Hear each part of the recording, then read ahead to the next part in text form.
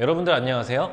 입시는 이쌤 학원에서 통합과학 담당하고 있는 윤태인이라고 합니다. 제가 오늘 여러분들 앞에 서서 이렇게 영상을 촬영하게 된 이유는요, 우리 운정 지역에 지상고등학교를 목표로 하고 있는 학생분들과 그리고 우리 학부모님들을 위해서 지상고 통합과학 어떤 식으로 준비해야 되고 어떤 정보를 제가 조금 알차게 준비해 드릴 수 있을까, 이런 식으로 기획해서 만들어진 영상이고요. 이 영상을 통해서 지상고 준비하는데 조금 도움이 됐으면 좋겠습니다.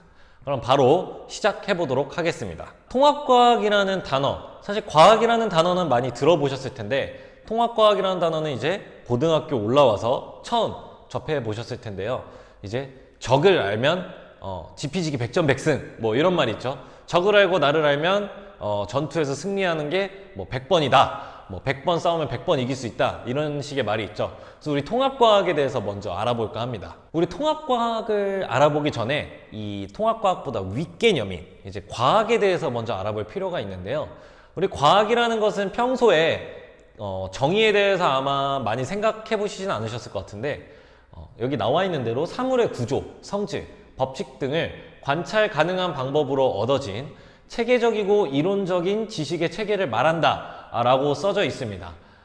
사실 뭐 과학이 조금 암기다 이런 식으로 말하시는 분들이 좀 있을 수 있는데 저는 감히 아니라고 말씀을 좀 드리고 싶고요. 제가 요 키워드들을 기반으로 다시 정리를 했을 때는 과학은 어떤 현상이나 어떤 것들을 관찰을 합니다. 이 관찰을 면밀히 하고 여러 번 해서 그것들을 분석을 하죠. 나온 데이터를 분석을 합니다. 그러고 나서 이게 왜 이렇게 나왔을까 이해를 하죠. 그 다음 단계 이해를 합니다. 이 이해가 완료되면 후대의 사람들도 이걸 보고 이해할 수 있게 어떤 학문으로서 정립을 하게 되죠. 이런 게 이제 과학의 메커니즘인데, 관찰을 통해서 어떤 것들을 정리하고 기록으로 남겨두는 거기 때문에 어떤 현상 또는 어떤 자료를 분석하는 능력을 이 과학이라는 과목에서 되게 중요시 여깁니다. 또한 분석에서 그치는 게 아니라 이 분석한 내용을 기반으로 공부를 해서 개념을 적용시키고 이런 사례별로 적용을 시키고 어떤 식으로 응용할 수 있는지 이런 것들을 요구하는 문제들도 굉장히 많이 출제가 됩니다. 즉 분석 능력과, 즉 분석력이라고 하죠. 적용력, 응용력이 필요한 사고력을 요하는 학문이라고 할 수 있겠습니다. 따라서 통합과학도 당연히 분석력과 그 다음에 응용력을 요구하는 과목이라고 할 수 있는데요. 이 과학의 여러 분야를 다루고 있는데 그 여러 분야를 되게 얕고, 깊이는 아니고 얕고 넓게 배우는 과목이라고 보시면 될 것 같아요. 그래서 뭔가 통합하다 이런 의미의 통합과학이라고 보시면 될 것 같습니다.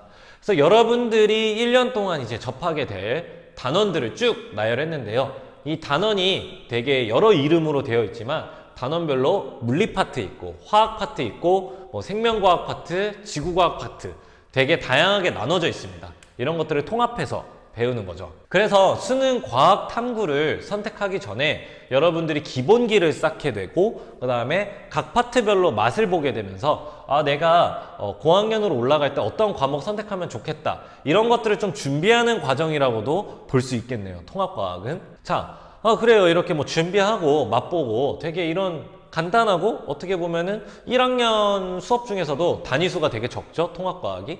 근데 뭐 굳이 학원까지 다녀야 할까? 이런 의문 가지실 수 있는데요. 저는 다녀야 된다고 생각을 합니다. 왜? 자, 우리 중학교 때 배웠던 과학에 관련된 단원들입니다. 우리 고등학교 때 배우는 과학 단원들이고요. 개수가 비슷하죠? 23개의 단원이고 24개의 단원인데 쌤, 그러면 뭐 중학교 때 배웠던 정도로, 공부했던 정도로만 공부하면 되는 거 아니에요?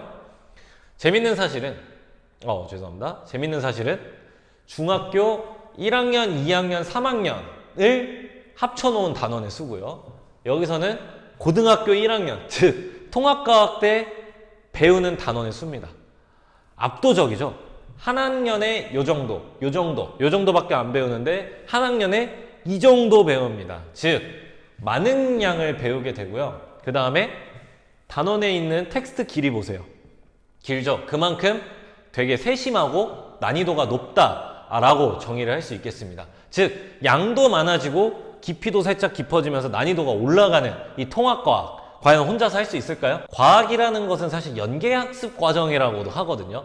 되게 한 번 공부하고 딱 끝나는 게 아니라 계속 올라갈수록 그 개념을 적용하고 응용하고 또 확장시키는 과정을 가지게 됩니다. 그래서 제가 중학교부터 고등학교 3학년 때까지 이 지구과학에서 어떤 개념이 어떤 식으로 확장되는지 예시를 한번 가져와 봤어요. 그래서 중학교 때는 이제 뭐 지구과학에 보면은 뭐 무역풍, 편서풍 이런 게 나오죠. 뭐 위도 몇 도부터 몇 도까지는 이런 게 있고 지구에는 이런 바람들이 있어 라고 배웁니다. 그리고 나서 고등학교 1학년 올라와서 통합과학 시간에는요, 얘들아 너네들이 배웠던 그 바람이 생기는 이유는 이런 지구에 도착하는 에너지들의 뭐 불균형이 발생을 해서 이런 것들이 순환이 일어나려고 하다 보니까 바람이 생기는 거야 라고 통합과학 시간을 배웁니다.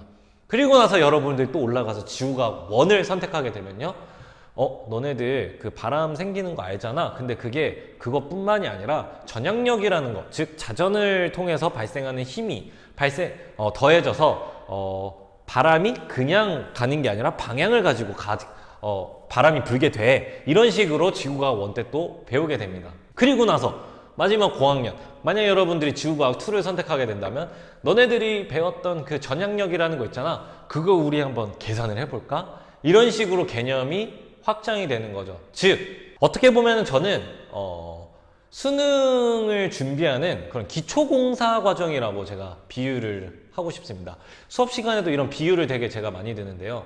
중학교 때 여러분들이 과학 배우는 거는 땅 고르는 거예요. 어디다가 건물 세우지? 땅 고르다가 뭐 절벽, 그 다음에 평야, 아니면 뭐 언덕 정했습니다. 그리고 거기서 기초공사를 하죠. 건물이 무너지지 않게끔 땅에 맞춰서 기초공사를 합니다. 그리고 나서 건물이 세워지면은 하나의 뭔가 작품이 완성이 되는 건데, 만약에 여러분들이 기초공사를 튼실하게 하지 않았다면 건물이 제대로 튼튼하게 되지 않고 무너지거나 흔들리거나 굉장히 불안해지겠죠. 즉 수능 과학에서 불안해지지 않기 위해서 통합과학이라는 기초공사를 탄탄하게 해야 되지 않을까라는 것이 저의 의견입니다. 따라서 저는 여러분들이 한번 기초공사를 잘 해놓으면은 건물 무너지면 기초공사부터 다시 해야 돼요. 즉 기본기부터 다시 돌아가야 된다는 소리입니다. 하지만 여러분들이 한번 통합과학을 배울 때 기초공사를 꼼꼼하게 잘 해놓으면 수능과학이라는 건물을 세우는 데 있어서 큰 부담이 줄어들고 기회비용도 줄어들 수 있다라고 얘기를 드리고 싶은 겁니다. 그래서 저는 통합과학 굉장히 중요하다라고 생각을 하고요. 제가 이 자리에 서 있는 이유기도 하죠. 이 통합과학이라는 것을 가르치는 선생님이니까요. 그렇기 때문에 여러분들은 통합과학을 혼자서도 준비할 수 있겠지만 조금 꼼꼼히 그리고 열심히 해보고 싶다 하는 분들은 저 입시는 이쌤의 윤태인 선생님을 찾아주시면 감사하겠습니다. 그럼 본격적으로 지상고는 어떤 식으로 통합과학이 문제로 나오는지, 내신은 어떤 식으로 형성되어 있는지 한번 분석을 해볼 텐데요. 내신 같은 경우에는 보통 지필고사에 있는 시험 점수로 많이 평가가 되기 때문에 시험 문제가 어떤 식으로 나오는지를 자료로 준비해 봤습니다. 영상을 찍는 시점이 23년 11월입니다. 즉 2학기 중간고사가 끝난 지 얼마 안 됐고요. 따라서 제일 따끈따끈한 시험이었던 2학기 중간고사 시험지 기반으로 분석을 한번 해보도록 하겠습니다. 일단 챕터 1입니다. 자료를 텍스트로 제시한다. 야, 이게 과학이라는 게 사실 그림, 표, 그다음에 도형, 모형 이런 걸로 되게 다양하게 할 수 있는데, 지상고에서 있었던 이 암기 파트, 특히 생명과학 파트에서는 와, 텍스트 길이가 엄청납니다. 엄청나요. 여러분들 이거 한번 갑자기 잘못 읽거나 하면 처음부터 다시 읽고, 잘못 읽은 게 여러분들이 문제 푸는데 핵심 키워드였다면 문제의 정답으로 가는 데 있어서 굉장히 험난한 길을 걷게 되겠죠. 즉 지상고에서는 이 문장 해석 능력, 문해력이라고 하죠. 문해력을 중요시 여기는 것 같아요. 따라서 이런 텍스트들 기반으로 여러분들이 어떤 식으로 자료를 뽑아내가지고 문제를 어떤 식으로 접근을 할 것인가를 조금 요구하는 것 같습니다. 여러분들한테. 따라서 문제를 굉장히 꼼꼼히 읽어야 여러분들이 놓치는 힌트 없이 문제를 풀 수 있을 것이다. 보통 이런 생명과학 파트 같은 경우에는 암기가 좀 주돼 있다라고 많이들 보고 있기 때문에 사실 뭐 단답형 문제라든지 이렇게 쉬운 식으로 낼 수도 있겠지만 지상고에서는 텍스트 길이 자체가 길죠. 되게 여러분들한테 한 번 생각하고 두 번 생각하고 세 번 생각하게끔 만드는 그런 식으로 문제가 세팅이 되어 있습니다. 즉 눈으로 한 번에 알아볼 수 있는 실험 자료, 그 다음에 그래프 자료, 도형 자료가 아니라 텍스트로 줘서 여러분들이 꼼꼼히 해석을 해라 라는 식으로 문제가 출제된다라고 볼 수 있겠네요. 여기서도 질량이 뭐 W1, 그 다음에 질량이 W2 이런 식으로 나와서 어떤 게 더 크냐라고 부등으로 물어볼 수 있지만 분모 형식으로 표현함으로써 또 한 번 더 생각하게끔 만드는 이런 식의 문제가 출제가 됩니다. 그래서 제가 다른 학교 문제랑 비슷한 이제 개념이 나왔기 때문에 비교를 하려고 가져왔는데요. 요런 텍스트 문제를 그냥 이런 그림으로도 사실 대체할 수 있어요. 여기는 이제 어떤 실험인지 설명하는 거니까 사실 이 텍스트는 되게 가벼운 내용이고, 여기에 있는 이런 것들을 이걸 통해서 한 번에 알 수도 있는데 굳이 처음부터 끝까지 읽음으로써 굉장한 집중력을 요하게 하는 지상고의 문제 출제 방식이었습니다. 특히 이런 문제들은 한번 글이 잘 안 읽히기 시작하면 실수를 유발하게 되고 시간도 굉장히 잡아먹을 수 있겠죠. 두 번째는 미지수와 변수를 설정하는 식의 문제가 되게 많이 나옵니다. 선생님 너무 당연한 거 아니에요? 맞죠. 과학에서는 내가 배운 개념을 적용하고 자료 분석이랑 매칭을 해야 되기 때문에 이런 문제가 많이 출제가 되는데 지상고에서는 되게 까다롭게 나와요. 이런 변수가. 여기 문제 또한 되게 긴데 요거 이제 핵심 부분만 이렇게 가져왔습니다. 쪼갠 거거든요. 보면은 A의 A가, 그러니까 여러분들 이제 화학 시간에 배우겠죠. 전하량에 대한 이야기인데 전하량을 일단 미지수로 줬습니다. 전하량을 미지수로 주고 부피 또한 미지수로 주면서 벌써부터 멘탈을 흔드는 거예요. 야, 여기는 뭐 숫자가 없냐, 뭐 문자밖에 없냐, 그런 식으로 생각하면서 당황하게 되는 거죠. 그리고 나서 밑에도 A뿐만 아니라 또 B라는 애가 있고 C라는 애가 있어. 와, 여기서 벌써 학생이 지쳐요. 여기까지. 지금 여기까지밖에 안 읽은 거예요. 여기 읽고 비커 보면서 여기는 뭐가 들어있고 비교 분석합니다. 하다가 여기도 쭉 읽어요. 와, 결과가 이렇게 됐으니까 내가 뭘 추론해야 될까 생각하고 있는데 마지막에 미지수가 또 나옵니다. 양이온 수는 X, 여기는 뭐 Y, 그리고 여기는 C의 C 플러스. 그러니까 벌써 이런 거에 압도돼서 지칠 수가 있는 거죠. 그러다 보면 어떤 일이 발생하냐면요. 이 문제를 푸는데 가장 중요한 조건이 마지막에 나옵니다. 단! 이런 거 되게 중요한 거 아시죠? 단! A씨는 임의의 원소기호이고 물과 음이온 반응에 참여하지 않는다. A부터 C는 3 이하의 자연수이다. 즉, 요거를 알지 못하면 뭐야, A가 도대체 몇인 거야? C는 몇인 거야? 알 수가 없었던 문제예요. 앞에서 문제 읽다가 지쳤으면은 마지막 조건 놓쳐서 틀리기 딱 좋았던 문제입니다. 즉 길이로 그 다음에 미지수로 힘을 먼저 빼놓고 중요한 조건에 나중에 줘서 굉장히 학생들한테 고통을 줄 수 있었던 문제라고 볼 수 있겠네요. 다음으로 넘어가면요, 이 뒤에 이제 지질시대 파트가 나와요. 지상고 같은 경우에는 특이하게 보통 2학기 중간고사 시험 범위로 생명과학 파트랑 화학 파트 나가고 중간고사로 마무리 짓는데 진도를 더 나갔습니다. 지질시대까지 나갔어요. 보통 기말고사 파트인데 상대적으로 되게 단순한 개념을 많이 물어보는 그런 파트거든요. 지질시대 파트가 지구과학 파트인데 문항의 길이가 되게 짧습니다. 즉 여기는 되게 쉽게 나왔어요. 그래서 지상고등학교 2학기 중간고사, 통합과학 중간고사 분석을 해보면요, 암기 파트도 좀 어렵게 됐다. 물론 지질시대 파트는 뒤에 있는 건 쉬웠지만 앞에 있었던 생명과학 파트도 지표를 그림 도표가 아닌 장문의 텍스트를 줌으로써 문해력을 요구하고 자료 분석을 텍스트로부터 하기 때문에 굉장한 시간을 많이 소모하게끔 만들었습니다. 또한 난이도 상승을 위한 변수 컨트롤, 아까 제가 말씀드렸었죠. 여러 가지 미지수가 한 번에 따다닥 나오고 조건이 마지막에 나왔던 그 문제 있죠. 보편적이지 않은 그런 묽은 염산이 아닌 묽은 황산을 쓰고 이런 것들이 문제로 나오다 보니까 꽤 학생들이 많이 당황을 했을 수 있겠다. 대신에 보편적이지 않은 조건이라고 말씀을 드렸는데 묽은 황산 같은 경우에는 그러니까 1대2 결합이라고 할까요? 1대2 결합의 예시는 사실 지상고등학교 부교재에 나와 있었습니다. 그래서 만약에 부교재를 위주로 꼼꼼하게 공부했던 친구들이면 사실 크게 당황하지 않았을 텐데 지상고등학교 시험 결과를 보니까 많은 학생들이 피를 본 것 같더라고요. 그래서 지상고 같은 경우에 부교재도 꼼꼼히 봐주셔야 될 것 같습니다. 네, 세 번째는 시험 문제가 구조, 그러니까 시험 문제의 구조. 앞에 어려운 문제들이 조금 타다닥 분포가 돼 있고 마지막에 또 갑자기 쉬운 문제 나오고 마지막에 또 어려운 논술형 문제 나오고 이런 것들이 있었기 때문에 시간 조절에 되게 애를 먹었을 거예요. 그렇기 때문에 상대적으로 쉬운 문항은 뒷부분에 또 있었기 때문에 시험을 볼 때 있어서 전략 구성이 굉장히 중요하다. 무슨 말이냐?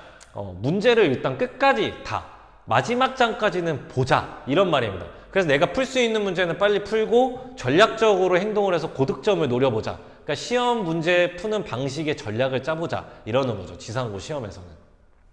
특히나 이 논술형 같은 경우에는 부분 점수가 들어가고 있기 때문에 먼저 풀어주는 것이 사실 좋습니다. 왜냐하면 논술형은 찍기가 흔히 말하는 찍기가 불가능하죠. 왜냐하면은 주관식 서술형으로 써야 되기 때문에 그리고 숫자가 경우의 수가 되게 많죠. 우리 뭐 찍기 같은 경우는 1번, 2번, 3번, 4번, 5번 5분의 1의 확률로 맞출 수 있는데 논술형은 거의 찍기로 맞추는 게 불가능합니다.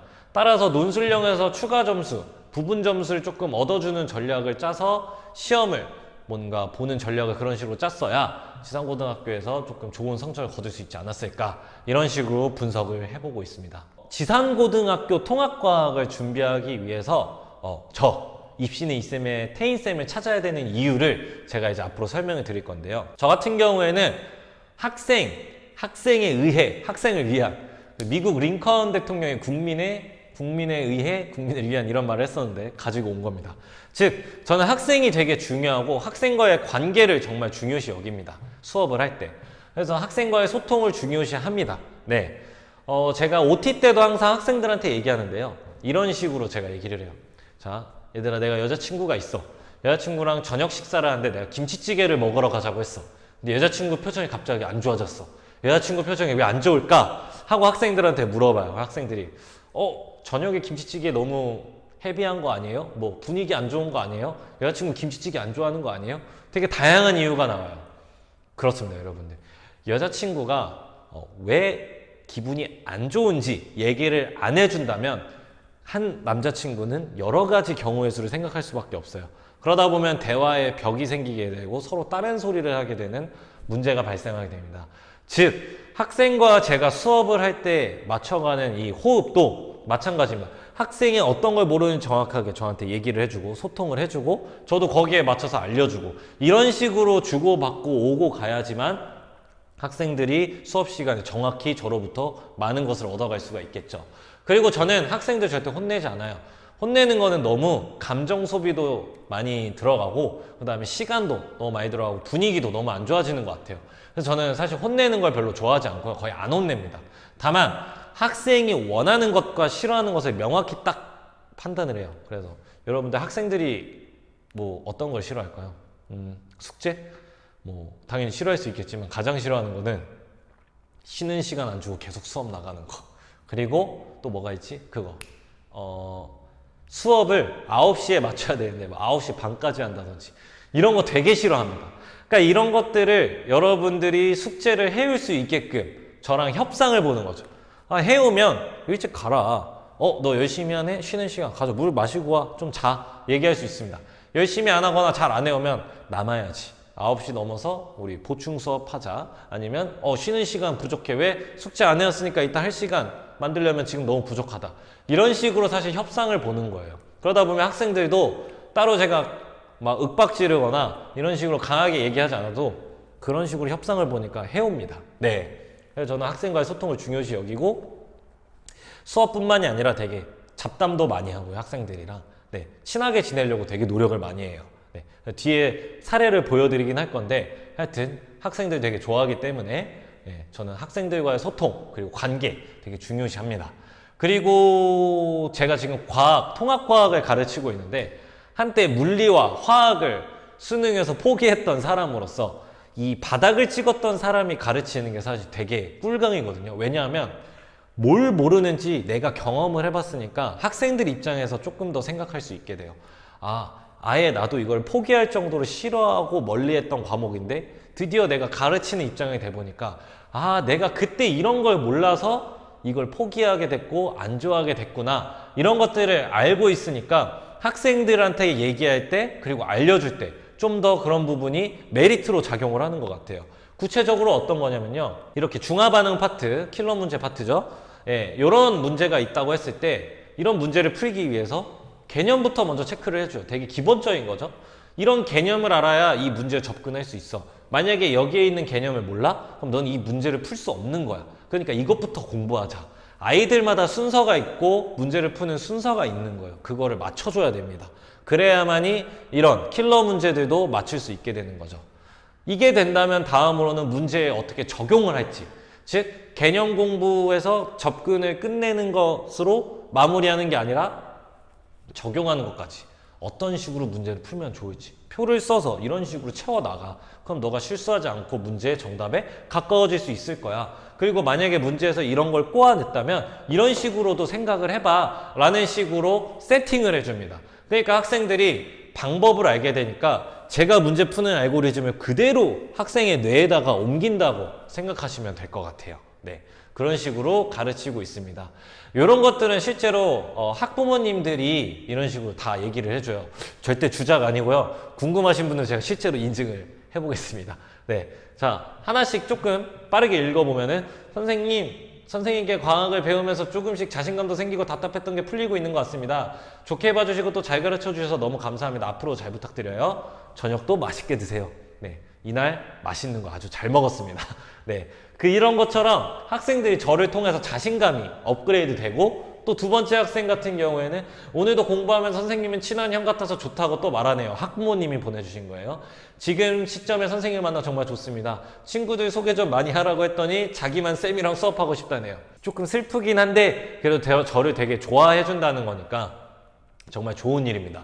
저를 되게 친한 형처럼 여길 수밖에 없다. 예, 제가 되게 잡담도 많이 하고 남학생 같은 경우에는 게임 얘기도 많이 하고 이런 것들을 하기 때문에 학생들이랑 좀 진입장벽이 많이 줄어든다라고 볼 수 있을 것 같아요. 제가 되게 소통도 중요시하고 있기 때문에. 네. 그 다음에 마지막으로 안녕하세요 선생님, 누가 데스크 앞쪽에서 진심으로 칭찬해 주셔서 너무 기운이 나고 힘든 게 사라졌다며 이런 진심 어린 선생님의 칭찬은 처음 받아보는 것 같다고 집에 와서도 신나게 얘기했어요 라고 또 이렇게 보내주셨는데, 그날 이 친구가 되게 뭔가 수행평가 같은 거를 조금 실수를 해서 기분이 안 좋았는데 아니야 하면서 제가 막 되게 한 10분 동안 이것저것 너는 정말 좋은 애야, 왜 이런 거 실수는 너 인생에 아무런 영향을 끼치지 않아, 이런 거 되게 진심으로 얘기했거든요. 마치 제 동생처럼. 그랬더니 집에 가서 되게 위로를 받았다고 하니까 저도 기분이 좋고 학생의 자존감도 업그레이드 되고, 앞서 얘기했던 그런 것들이 이렇게 사례로 결과로서 보여지고 학부모님들도 실제로 만족을 했다는 점 조금 어필을 드리고 싶습니다. 그리고 나서 이제 제 뭔가 가치관, 학생에 대한 가치관 뿐만 아니라 수업은 어떤 식으로 진행이 되는지도 말씀을 드려야 될 것 같은데요. 크게 5가지 스텝으로 이어집니다. 그래서 총 4회 개념 반복이 일어나는데요. 첫 번째는 개념 판서 및 노트 필기, 두 번째는 대표 유형 문제 풀이와 오답 노트, 세 번째는 개념 빈칸 완성하기로 복습을 해주고요. 네 번째는 기출문제 풀이랑 오답 노트, 그다음 5번째는 학생별로 어떤 점이 모자르고 어떤 점이 조금 더 괜찮은지를 판별해서 개별 클리닉을 진행합니다. 구체적으로 말씀드리면 실제로 제가 판서하는 기반이 되는 자료입니다. 시중에 있는 사교육 자료들과 그 다음에 교재에 있는, 학교 교재에 있는, 부교재에 있는 여러 가지 것들을 짬뽕을 해서 만든 거예요. 저만의 스타일로. 실제로 이게 판서로 이루어지고요. 이것들을 학생들은 다 손으로 직접 필기를 해야 합니다. 그래야만이 제가 수업 진도를 나가고요. 다 검사를 합니다. 손으로 공부를 해야 집중력도 올라가고 머리에 오래 남는 거를 제가 직접 경험을 했기 때문에 이런 식으로 수업을 진행을 하고 있고요. 그것을 기반으로 대표 유형 문제 풀이하고 틀린 거 있으면 오답 노트에서 한 번 더 틀린 것을 기억을 하게끔 해줍니다. 그리고 나서 일주일 지나면 솔직히 다 까먹어요. 저는 그런 걸 너무나도 저도 직접 경험을 했기 때문에 잘 알고 있기 때문에 빈칸 테스트로 복습할 수 있는 시간을 준비를 해줍니다. 그래서 중요한, 시험에서 물어보는 중요한 접근에 필요한 그런 중요한 개념들을 빈칸으로 뚫어두고 복습할 수 있는 기회를 주고, 이것을 다 채우지 못한 학생들은 또 남아서 스스로 채워보는 시간 가지면서 복습을 하게끔 만들어주고 있습니다.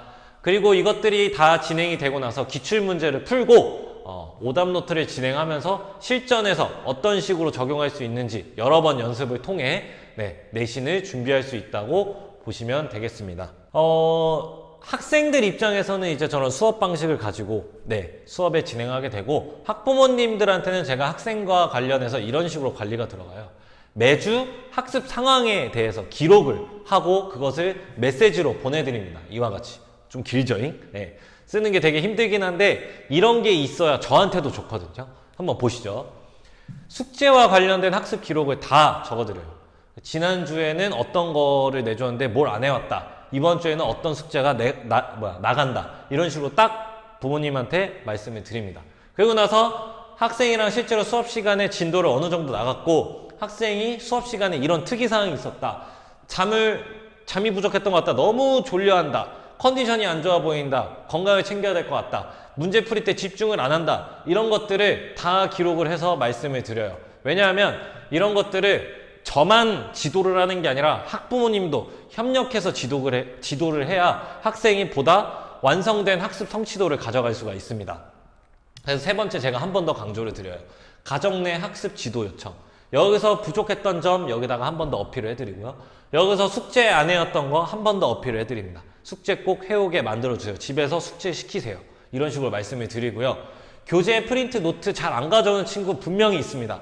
꼭 가져오라고 집에서 말씀해 주세요. 라고 학부모님과 저랑 같이 호흡을 맞춰가는 거죠. 아이의 높은 성적을 위해서. 그리고 이런 내용 전달뿐만 아니라 칭찬할 부분은 이런 게 있어서 꼭 칭찬해 주세요. 그리고 부족한 점은 이런 게 있으니까 이런 점을 조금 격려해 주시면 좋을 것 같습니다. 라는 식으로 집에서도 학생이 자신감을 가지고 집에서도 뭔가 부모님과 좋은 관계를 갖고 공부를 할 수 있게끔 같이 협력 지도를 저는 요청을 드리고 있습니다.